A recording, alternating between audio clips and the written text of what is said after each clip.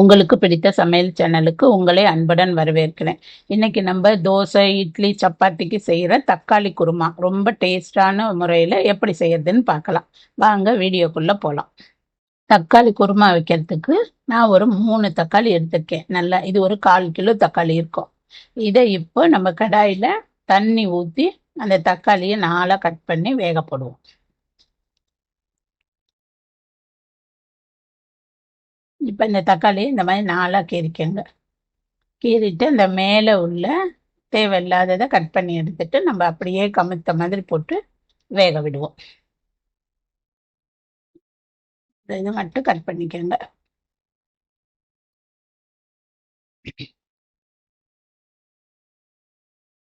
இப்போ இது எல்லாத்தையும் இந்த மாதிரி திருப்பி வச்சு வேக விட்டுக்கலாம்.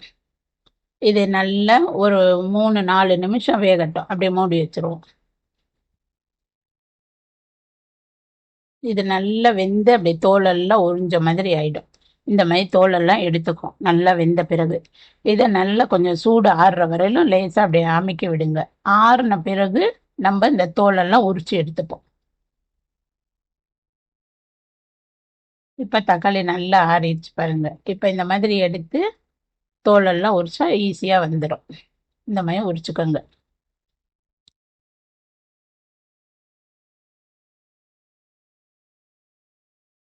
இந்த மாதிரி 3 தக்காளி எடுத்து தோலை உரிச்சு எடுத்துக்கலாம் நம்ம.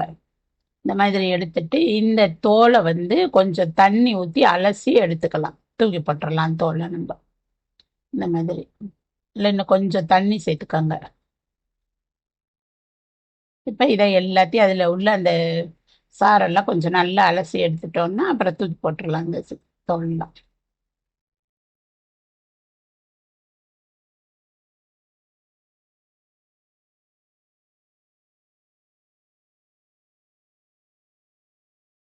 இப்போ இதை வெளில போட்டு இப்போ இந்த தக்காளியை நம்ம நல்லா இதில் போட்டு கரைச்சி விட்டுடுங்க. இந்த மாதிரி நல்லா அந்த புளி மாதிரி போட்டு நல்லா கரைச்சிடுங்க. கரைச்சிட்டு இந்த இந்த மேலே உள்ள சக்கையெல்லாம் கொஞ்சம் இருக்கு பார்த்தீங்களா, இதெல்லாம் எடுத்து வச்சுக்கோங்க.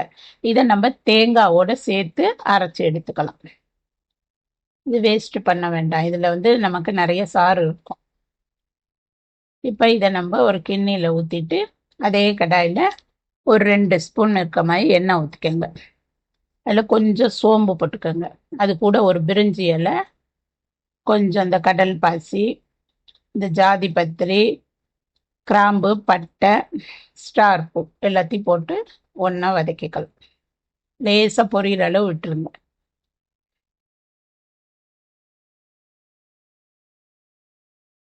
கொஞ்சம் பொரிஞ்சதும் ஒரு 10 பூண்டு பல் எடுத்து தோலோடைய நல்லா தட்டி வச்சுக்கோங்க. அதை இதில் இப்படி சேர்த்துக்கலாம். தோலோடு போட்டால் தான் இது நல்லா கொஞ்சம் வாசமும் நல்லா இருக்கும், அந்த டேஸ்ட்டு நல்லா இருக்கும். ஃபுல்லும் உரிச்சு போடாதீங்க.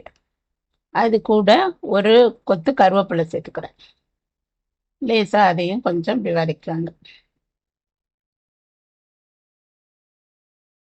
இப்போ 2 பெரிய வெங்காயம் நல்ல மெல்லிஸாக கட் பண்ணி வச்சுருக்கேன். அதை இதில் சேர்த்து நல்லா வதக்கிக்கலாம். நல்லா கொஞ்சம் கலர் மாறுற அளவுக்கு நல்லா வதக்கிக்கலாம். அப்போ தான் அந்த டேஸ்ட்டு நல்லா இருக்கும் நம்மளுக்கு. இப்போ இந்த அளவு வதங்கினதும் அதுக்கு தேவையான உப்பு சேர்த்துக்கிறேன். இப்போ இது கூட இதை எல்லாத்தையும் நல்லா சேர்த்து வதக்கிங்க.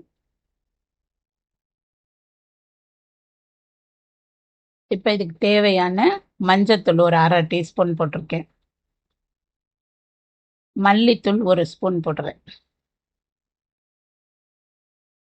தனி மிளகாத்தூள் 1 ஸ்பூன் போட்டுக்கிறேன். குழம்பு மிளகாத்தூள் எல்லாம் சேர்த்து அரைச்சி வச்சுருக்கோம் பார்த்தீங்களா, அது நல்லாவே ஃபுல்லாக வச்சு 1 ஸ்பூன் போட்டுக்கோங்க. ரொம்ப டேஸ்ட்டாக இருக்கும். குழம்பு மிளகாத்தூள் சேர்க்கும் போது தான் இந்த தக்காளி குருமா ரொம்ப நல்லாயிருக்கும். இப்போ அதை எல்லாத்தையும் சேர்த்து நல்லா வதக்கி விடுங்க. கொஞ்சம் இந்த பச்சை ஸ்மெல் போகிற அளவுக்கு லேசாக தண்ணி ஊற்றாமல் இந்த மாதிரியே பரட்டி விடுங்க. இப்போ நம்ம தக்காளி கரைச்சி எடுத்து வச்சுருக்கோம் பார்த்தீங்களா, அதை எல்லாத்தையும் இதில் சேர்த்துக்கலாம். சேர்த்து இதை நல்லா கொஞ்சம் கொதிக்க விடுங்க.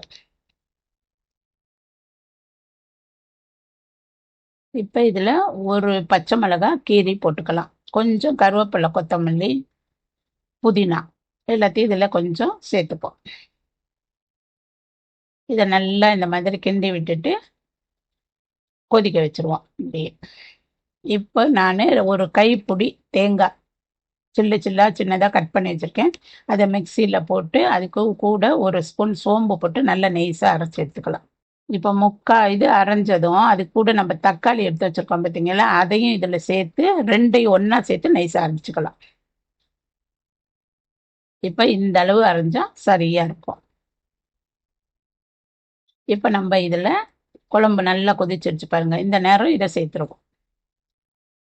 இப்போ இதை கொஞ்சம் கழுவி அதோடு சேர்த்து கொஞ்சம் தண்ணி ஊற்றிக்கலாம். நம்மளுக்கு குருமா கொஞ்சம் நல்ல தண்ணியாக இருந்தாலே இறக்குன பிறகு தேங்காயெலாம் ஊற்றிருக்கனால திக்காயிடும், அதனால் கொஞ்சம் தண்ணி சேர்த்துப்போம்.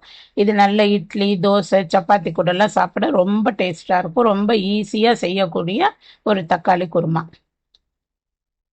எந்த காயும் இல்லை, சட்னி செய்கிறோன்றதுக்கு இதை செஞ்சோன்னா நம்மளுக்கு நல்லா இருக்கும். இப்போ நல்லா எண்ணெய் பிரிஞ்சு கொதிச்சு வந்துருச்சு பாருங்கள்.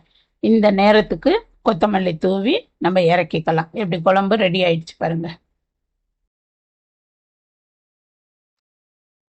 இப்போ இந்த தக்காளி குருமாவை நீங்களும் வீட்டில் செஞ்சு பார்த்துட்டு எப்படி இருக்குன்னு கமெண்ட் பண்ணுங்கள், லைக் பண்ணுங்கள், ஷேர் பண்ணுங்கள், மறக்காமல் சப்ஸ்கிரைப் பண்ணுங்கள். நன்றி.